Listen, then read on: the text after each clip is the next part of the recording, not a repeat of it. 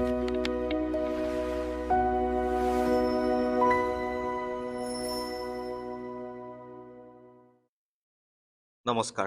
অংকুৰণ ACS একাডেমীৰ এটা নতুন ভিডিঅ'লৈ আপোনালোক সকলোকে মই পাৰ্থই স্বাগতম জনাইছোঁ। আজি আমি কি বিষয়ৰ সম্পৰ্কে আলোচনা কৰিবলৈ আগবাঢ়িছোঁ সেয়া আপোনালোকে নিশ্চয় থাম্বনেইল দেখি বুজিব পাৰিছে। আমি আজি বিষয়টোৰ নাম দিছোঁ আপাৰ আছাম ফ্লাড, অৰ্থাৎ উজনি অসমৰ যি বানপানী। সাম্প্ৰতিক কালত উজনি অসমত যি প্ৰলয়ংকাৰী বানপানীৰ সৃষ্টি হ'ল সেই সম্পৰ্কে আজি আমি এই ভিডিঅ'টোত আলোচনা কৰিম। সচৰাচৰ অসমত যি বানপানীৰ সৃষ্টি হয় ব্ৰহ্মপুত্ৰ আৰু বৰাক নৈৰ কাৰণে বা ইয়াৰ উপনৈবোৰ যেতিয়া বাৰিষা কালত ফেনে ফুটুকাৰে উফন্দি উঠে তেতিয়া অসমত যি ধৰণৰ বানপানীৰ সৃষ্টি হয় তাতোতকৈ এইবাৰ উজনি অসমৰ বানপানী সম্পূৰ্ণৰূপে পৃথক আছিলে। ইয়াৰ কাৰণসমূহ আমি এই ভিডিঅ'টোৰ মাজেৰে জানিবলৈ চেষ্টা কৰিম।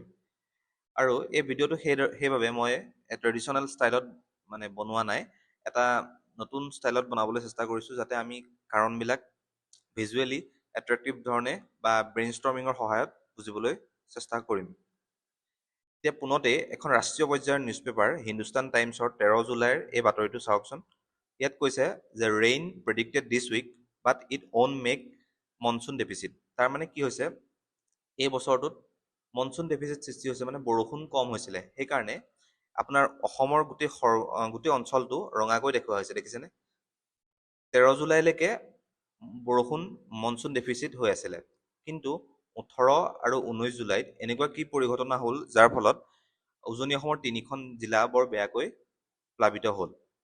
প্ৰথমতে কোৱা হৈছিলে যে ক্লাউড ব্ৰাষ্ট হৈছে, কিন্তু পিছত কোৱা হ'ল যে ক্লাউড ব্ৰাষ্ট নহয়, প্ৰকৃততে 500% এক্সেছ ৰেইনফলৰ কাৰণে অসমত সেই ধৰণৰ বানপানী সৃষ্টি হ'ল। সেয়া আমাৰ IMD আৰু মাননীয় মুখ্যমন্ত্ৰী ডাঙৰীয়াই আমাক প্ৰকাশ কৰে। আপোনালোকে এই নিউজটো দেখিছে, এই নিউজটো 24 জুলাই নিউজ, 500% এক্সেছ ৰেইনফল। এতিয়া অসমতে কেৱল নহয়, ভাৰতৰ বিভিন্ন ঠাইত, কেৰেলাকে ধৰি ভাৰতৰ বিভিন্ন ঠাইত এনেধৰণৰ অতি বেয়াকৈ পৰ্যায়ত বানপানী হৈছে। আগষ্ট 5-ৰ ইণ্ডিয়ান এক্সপ্ৰেছৰ এই নিউজটোত কোৱা হৈছে কেৰেলাত কি ধৰণৰ প্ৰলয়ংকাৰী বানপানী হৈছে, তাৰ ফলত 8জনকৈ লোকে প্ৰাণ হেৰুৱাইছে। এতিয়া মই প্ৰথমতে উল্লেখ কৰিছোঁ যে ৰেইনফল ডেফিচিট হৈছে। ইনফেক্ট এতিয়াও আজি 7 আগষ্ট 2024 তাৰিখে এই নিউজ পেপাৰ এটা ওলাইছিলে আছাম ট্ৰিবিউনত। এই নিউজ পেপাৰটোত কাটলেটটোত কোৱা হৈছে যে half of the Assam district reel under rainfall deficit despite active monsoon. তাৰমানে যথেষ্ট পৰিমাণে 3খন জিলাত বা অসমৰ বিভিন্ন ঠাইত বৰষুণ হোৱাৰ পিছতো ৰেইনফল ডেফিচিট হৈছে 17খন জিলাত অসমৰে। এই নিউজটো তাকে কোৱা হৈছে। IMD কৈছে যে অসমৰ মাজুলী, চৰাইদেউ, লখিমপুৰ এই জিলাবিলাকত যদিও এক্সেছ ৰেইনফল হৈছে, তথাপিতো নলবাৰী, কামৰূপ, গোৱালপাৰা, বঙাইগাঁও, ওদালগুৰি, নগাঁও এই অঞ্চলত, এই জিলাকেইখনত লাৰ্জলি ডেফিচিয়েণ্ট বুলি কৈছে, বৰষুণ কম হৈছে। তাৰমানে কি হৈছে, ইৰেটিক ৰেইনফল হৈছে, ক'ৰবাত বেছি বৰষুণ হৈছে, ক'ৰবাত বৰষুণ কম হৈছে। এতিয়া এই যি ধৰণৰ জলবায়ু পৰিৱৰ্তন হৈছে ইয়াৰ বিভিন্ন কাৰণ থাকিব, সেইসমূহ আমি এই ভিডিঅ'টোৰ মাজলৈ গতি কৰিলে দেখি থাকিম। ৰিজনছ কি হয়, আচলতে কিয় এনেধৰণৰ প্ৰলয়ংকাৰী বানপানী সৃষ্টি হৈছে, তাৰ পোনতেই আমি কৈছোঁ যে মাছিভ ফৰেষ্ট ডিষ্ট্ৰাকশ্যন হৈছে, গ্ৰীণ কভাৰ লছ হৈছে, এটা বৃহৎ পৰিমাণৰ বনাঞ্চল ধ্বংস হৈছে। সেই কথাটো আমি কোৱা নাই, Nagaland among the top states forest cover loss, ISFR অৰ্থাৎ ইণ্ডিয়ান ষ্টেট ফৰেষ্ট ৰিপৰ্ট 2023 সেই কথাটো কৈছে। সেইদৰে নাগালেণ্ড টিভিৰ এটা নিউজ কাটলেট চাওক, Nagaland lost its 17% of tree cover between 2001 to 2020। তাৰমানে 2টা দশকত নাগালেণ্ডত বৃহৎ বনাঞ্চল ধ্বংস হৈছে। ঠিক আছে, এইটো আমি প্ৰথম কাৰণ হিচাপে ৰাখিছোঁ। দ্বিতীয় কাৰণটো আমি ৰাখিছোঁ ইলিগেল ৰেড হোল মাইনিং। এতিয়া ইলিগেল ৰেড হোল মাইনিংনো কি হয় প্ৰকৃততে? ইলিগেল ৰেড হোল মাইনিং হৈছে, ৰেড হোল মাইনিং বুলি ক'লে আমি বুজিম যে যেতিয়া পাহাৰত এনেকে ৰেড অৰ্থাৎ নিগনিৰ গাঁতৰ দৰে খান্দি কয়লা যি এক্সট্ৰেকশ্যনৰ উপায়টো, সেইটোক ইলিগেল ৰেড হোল মাইনিং বুলি কোৱা হৈছে। এতিয়া নাগালেণ্ডত ইলিগেল ৰেড হোল মাইনিং হৈ আছে, সেই কথাটো এষ্টাৰ্ণ মিৰৰ নামৰ কাকতখনে প্ৰকাশ কৰিছে। Illegal mining in Nagaland is a very serious issue, CMA সেই কথাটো উল্লেখ কৰিছে, খুদ CMA কথাটো উল্লেখ কৰিছে।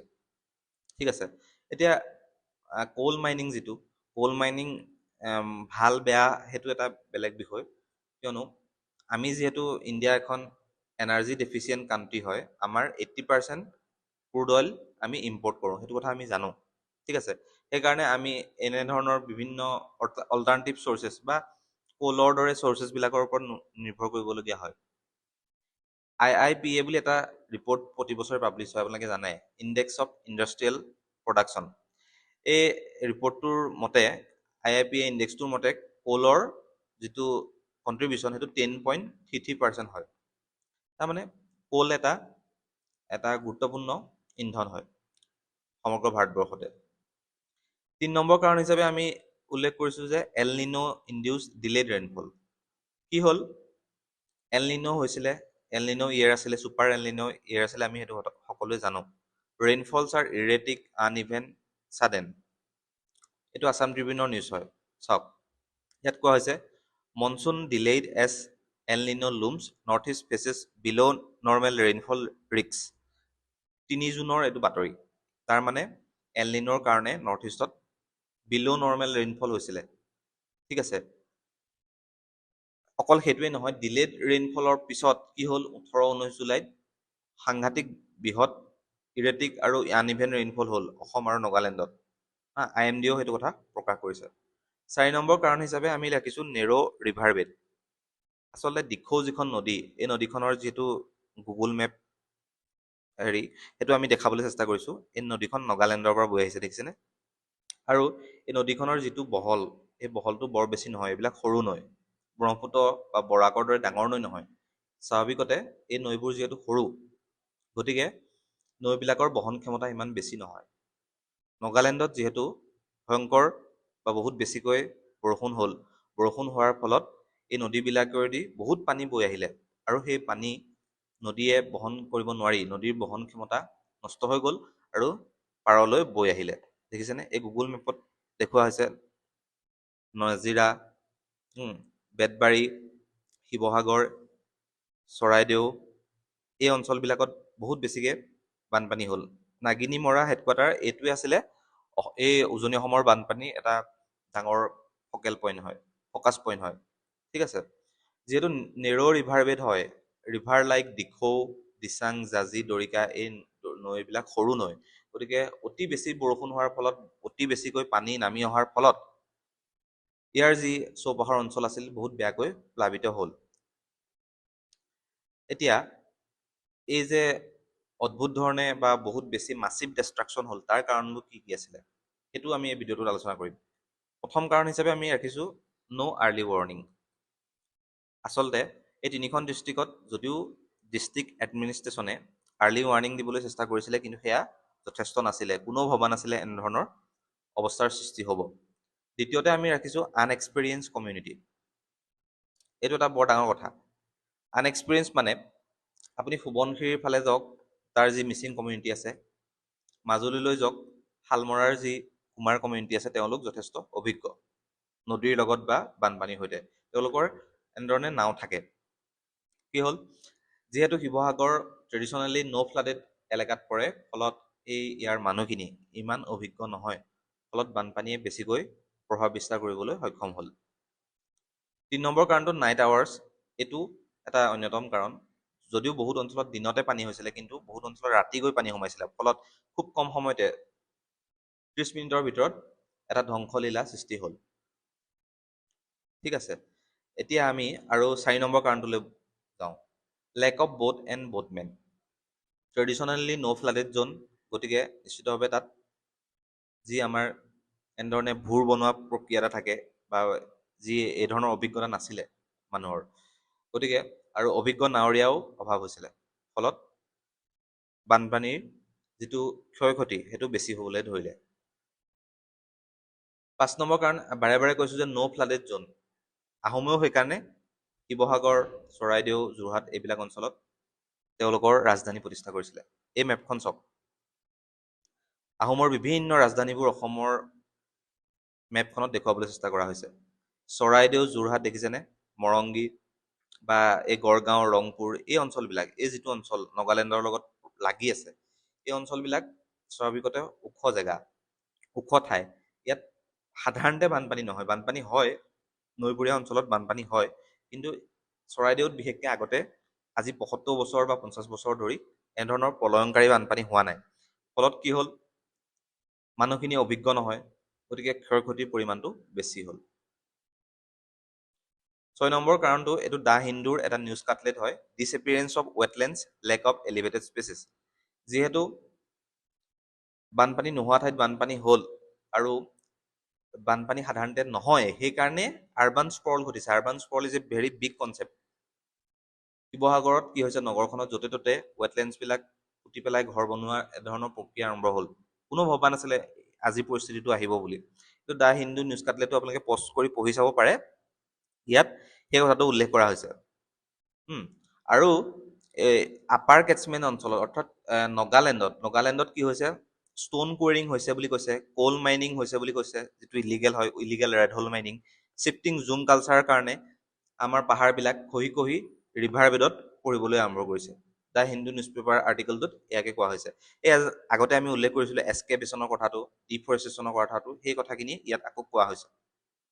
এইটো গুৰুত্বপূৰ্ণ, কিন্তু এই আৰ্টিকেলটো আপোনালোকে পঢ়ি চাব। আৰু মেইন কথাটো সেইটোৱেই, ডিছএপিয়াৰেঞ্চ অফ ৱেটলেণ্ডছ, যি আমাৰ স্বাভাৱিক যিবোৰ আমাৰ জলাশয় আছে, সেই জলাশয়সমূহে পানী ধৰি ৰাখে, পানী ধৰি ৰাখি আমাক এই ধৰণৰ বিপদৰ পৰা ৰক্ষা কৰে। আৰু এই জলাশয়সমূহ নাইকিয়া হৈ গ'ল, পুখুৰীবিলাক বিলবিলাক নাইকিয়া হৈ গ'ল।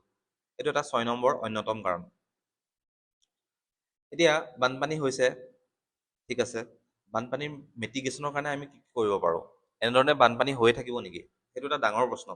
ঠিক আছে, আমাৰ কিছুমান কৰণীয় আছে আৰু গভমেণ্টৰ কিছুমান কৰণীয় আছে, ঠিক আছে। আৰু আমাৰ চেল্ফ লেভেলত আমি কি কি কৰিব পাৰোঁ, সেইটো এটা গুৰুত্বপূৰ্ণ কথা। প্ৰথমতে কৈছোঁ যে বেক টু দ্য পাষ্ট, যিটো আমাৰ ইণ্ডিজিনিয়াছ নলেজ ছিষ্টেম আছে, যি জ্ঞান ভাণ্ডাৰ আমাৰ পূৰ্বপুৰুষসকলে, আমাৰ পূৰ্বপুৰুষসকলে বছৰ বছৰ ধৰি তেওঁলোকে ইয়াক পালন কৰিছিলে, বছৰ বছৰ ধৰি তেওঁলোকে এইখিনি ক্ষেত্ৰত কাম কৰিছিলে। সেইখিনি আমি আজি ইয়াৰ প্ৰাসংগিকতা আকৌ আহিছে। সহাৱস্থানক আমি বেছিকৈ গুৰুত্ব দিব লাগিব, যিটো কোএক্সিষ্টেঞ্চ বুলি কয়। বিপদৰ সৈতে আমি সহাৱস্থান কৰিব লাগিব। বিল্ড হাউচেছ ইন হাইলেণ্ড, ওখ ঠাইত ঘৰ বনাবলৈ সকলোকে উৎসাহী কৰিব লাগিব। এই ক্ষেত্ৰত আমাৰ উদাহৰণ আছে ট্ৰাইবেল ষ্টাইল হাউচেছৰ কথা। মিচিং কমিউনিটি হওক, সোণোৱাল কছাৰী, তিৱা কমিউনিটি হওক, এই কমিউনিটিবিলাকত আমি দেখোঁ যে এই ধৰণৰ ট্ৰাইবেল ষ্টাইল পৰম্পৰাগত যি আমাৰ ঘৰ, এই এনেধৰণে বানপানী হ'লেও এলিভেশ্যন ঠাইত বনোৱাৰ কাৰণে বা এনেকৈ এলিভেটেড এটা ষ্ট্ৰাকচাৰত বনোৱাৰ কাৰণে তলত পানী হ'লেও ইমান সমস্যাৰ সৃষ্টি নহয়। এইখিনি এইটো বাথৰুমটো দেখুৱাইছে তেওঁলোকে, দেখিছে নাই? তেওঁলোকৰ একো প্ৰব্লেমেই নহয়। এইটো এটা খুব চাইণ্টিফিক ৱে হয়। এই কথাটোত আমি বাৰে বাৰে গুৰুত্ব দিব লাগিব, যি আমাৰ ট্ৰেডিশ্যনেল ষ্টাইল আছে, আমাৰ যি ঘৰ আছে, আমাৰ যি কমিউনিটিসকলে বছৰ বছৰ ধৰি ইয়াক পালন কৰি আহিছে, সেই কথাটোত আমি গুৰুত্ব দিব লাগিব। এইটো এটা খুব ছাষ্টেইনেবল উপায় হয়, যিটো আমাৰ মিচিং চাংঘৰ বুলি কওঁ, তিৱাসকলে ডেকাচাং বুলি কয়।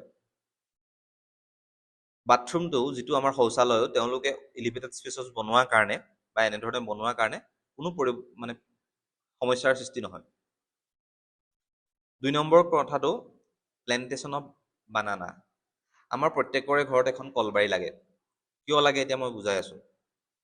চাওক, আমাৰ এটা অসমীয়াত প্ৰবাদ আছে, 360 জোপা ৰুবা কল, মাহেকে পহেকে চিকুনাবা তল, পাত পচলা লাভত পাবা, লংকাৰ বনি হাততে পাবা।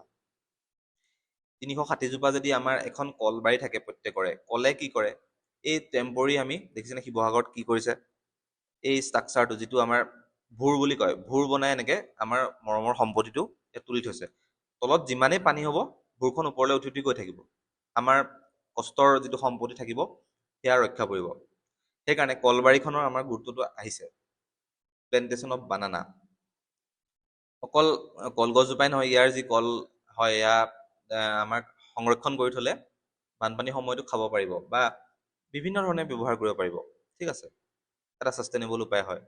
বেম্বো প্লেণ্টেশ্যন, এইটো এটা চাইণ্টিফিক ৱে হয়। এইটো বিভিন্ন ব্ৰহ্মপুত্ৰ বৰ্ডে আপোনালোকে দেখিব নদীৰ পাৰে পাৰে এনেদৰে গছ ৰুই দিছে। তাৰমানে কি হয়, চাওক, বানপানী হ'লে, এই ধৰণৰ বানপানী হ'লে বহুত পানী বাগৰি আহিব, সেইটো স্বাভাৱিক।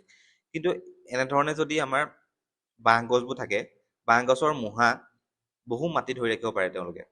গতিকে বাঁহৰ মূঢ়াই আমাৰ নদীখনৰ যি ধ্বংস, যিটো ৰাক্ষসী ঢল বুলি কোৱা হয়, এই ঢলটোক ৰক্ষা কৰিবলৈ কিছু পৰিমাণে সক্ষম হ'ব বুলি আমি ভাবিছোঁ, বা এইটো এটা বৈজ্ঞানিকভাৱে তাক অনুসৰণ বা 4 নম্বৰ কাৰণ হিচাপে আমি ড্ৰাই ফুড কনজাৰভেশ্যনত গুৰুত্ব দিছোঁ।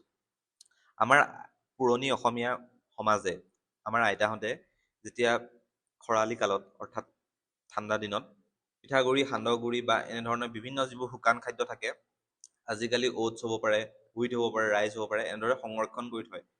এইটো এটা সহাৱস্থানৰ উপায়।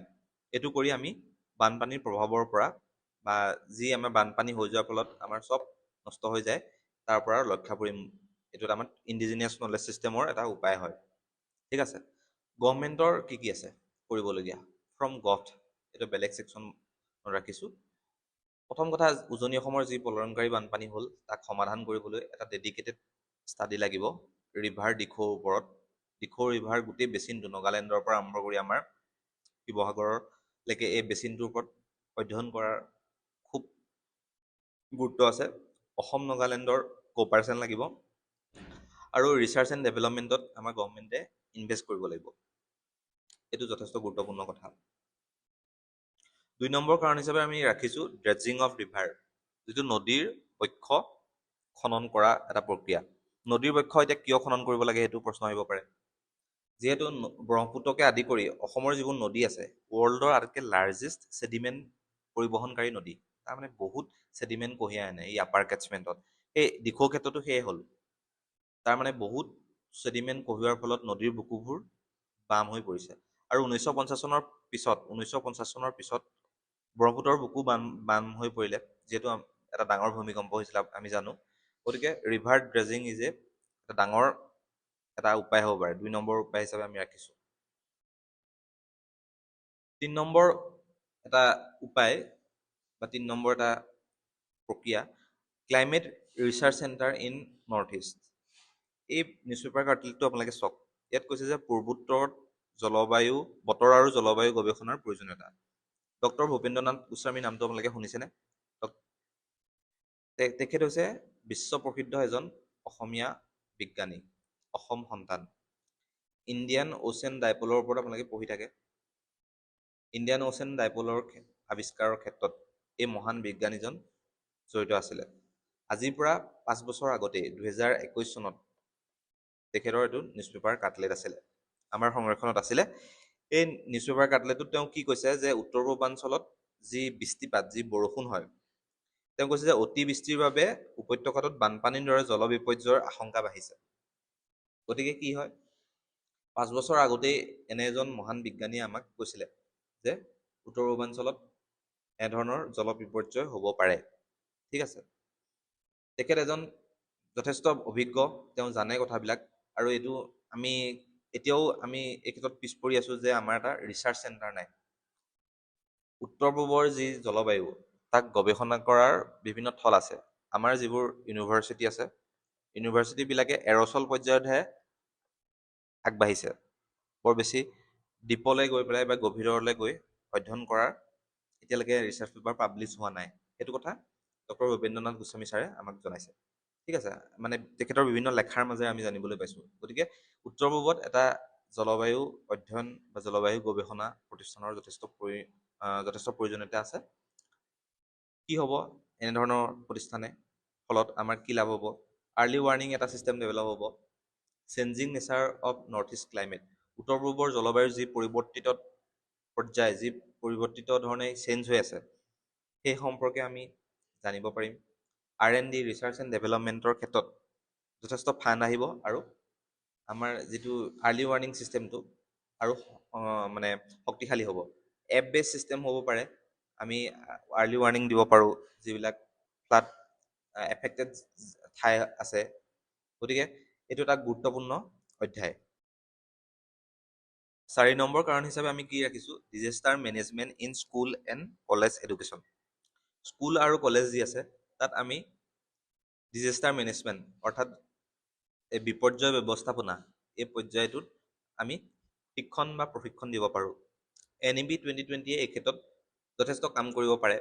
হাউ to make a temporary boat, সেই সম্পৰ্কে আমি শিকাব পাৰোঁ। ভূৰ বনাবলৈও শিকাব লাগে।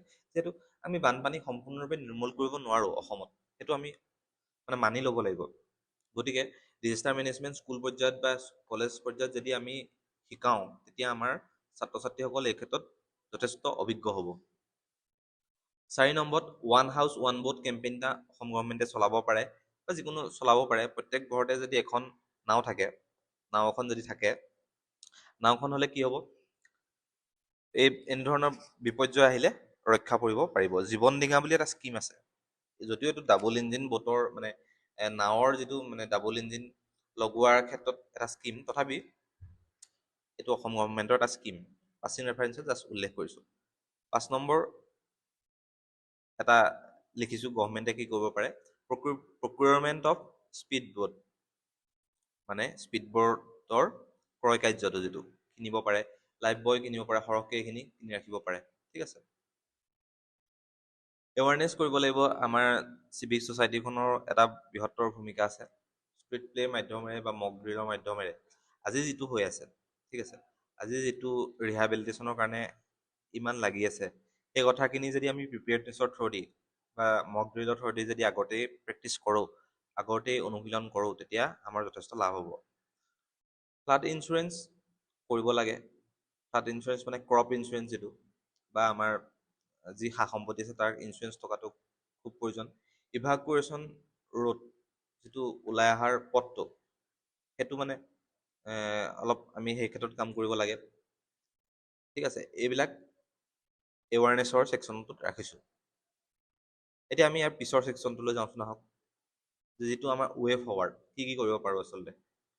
শ্বৰ্ট টাৰ্ম ৰিলিফৰ পৰা আমি লং টাৰ্ম ৰিস্ক ৰিডাকশ্যনৰ কাৰণে কাম কৰিব লাগিব। সেই ক্ষেত্ৰত আমি R&Dত ইনভেষ্ট কৰিব লাগিব। ঠিক আছে। ইণ্টিগ্ৰেটেড ৰিভাৰ বেচিন মেনেজমেণ্ট এটা লাগিব। মানে ধৰি লওক এতিয়া আছাম আৰু নগালেণ্ডৰ পৰাইতো দিখৌখন বৈ আহিছে। এটা ইণ্টিগ্ৰেটেড যদি ছিষ্টেম থাকে, বা অৰুণাচল আৰু আছাম এটা যদি ইণ্টিগ্ৰেটেড বেচিন মানে মেনেজমেণ্ট ছিষ্টেম থাকে, অৰুণাচল আৰু অসমৰ মাজত, ভূটান আৰু অসমৰ মাজত, তেওঁলোকে যদি আগতীয়াকৈ আমাক জনায় যে এই ডেমৰ পানী এৰি দিয়া হৈছে, বা এই নদীৰ জলপৃষ্ঠ যথেষ্ট বাঢ়িছে, সেই ক্ষেত্ৰত যদি আমাক আগতীয়াকৈ এটা ৱাৰ্ণিং দিয়ে বা এনেধৰণৰ যদি এটা মেনেজমেণ্ট থাকে, তেতিয়া যথেষ্ট লাভ হ'ব। ৰেষ্টৰিং নেচাৰেল ৱেটলেণ্ডছ, যি আমাৰ প্ৰাকৃতিক জলাশয় আছে, সেইবোৰ আমি ৰক্ষা কৰিব লাগিব। সেইবিলাক আমি অসম গভৰ্ণমেণ্টে এভিকশ্যন চলাই আছে, আপোনালোকে জানে। এভিকশ্যন, শিলহাকো হওক, এই বিলসমূহ যেনেধৰণে গভৰ্ণমেণ্টে এভিকশ্যনৰ থ্ৰুৱেদি ৰেষ্টৰিং কৰিবলৈ চেষ্টা কৰি আছে নেচাৰেল ৱেটলেণ্ডছবিলাক, ফ্লাড প্লেইন এলেকাবিলাকত। Climate resilient infrastructure concrete embankment, এইটো আপোনালোকে দেখিব ডিব্ৰুগড় আৰু মাজুলীৰ মাজত যিটো মথাউৰি আছে, এইটো অসম গভৰ্ণমেণ্টে যথেষ্ট শক্তিশালী কৰিছে। এই কংক্ৰিটাইজেশ্যন অফ মানে infrastructure is important thing in that case. Climate resilient ইনফ্ৰাষ্ট্ৰাকচাৰৰ ক্ষেত্ৰত আমাৰ যথেষ্ট কৰিবলগীয়া আছে। এইখিনি আছিলে আজি আমাৰ ভিডিঅ'টোত। অংকুৰণ ACS একাডেমি ফ'ল' কৰি থাকিব। আমি এনেকুৱা ধৰণৰ ভিডিঅ' ভৱিষ্যতে আৰু আগবঢ়াবলৈ চেষ্টা কৰিম।